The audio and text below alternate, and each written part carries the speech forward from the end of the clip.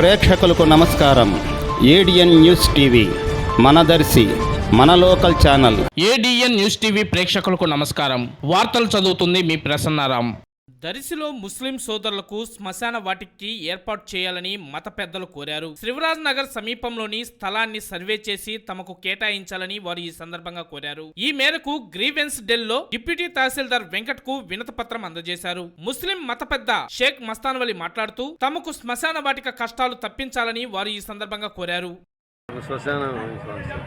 ఎక్కడ శివరాజ్ ఏమైంది? అలాగే శ్మశానం గురించి బాగా చేసుకుంటుంటే వాళ్ళు ఏమంటారంటే అలా వేయడానికి కుదరదు, మీరు వేస్తే పక్కన వాళ్ళు కూడా వేస్తారని అబ్జెక్షన్ పెట్టారు. అదే సమస్య. అది ఇప్పుడు ఎంఆర్ ఆఫీస్ దగ్గరికి వచ్చి సోమవారం కాబట్టి గ్రీవెన్స్ లో అర్జీ ఇచ్చారు.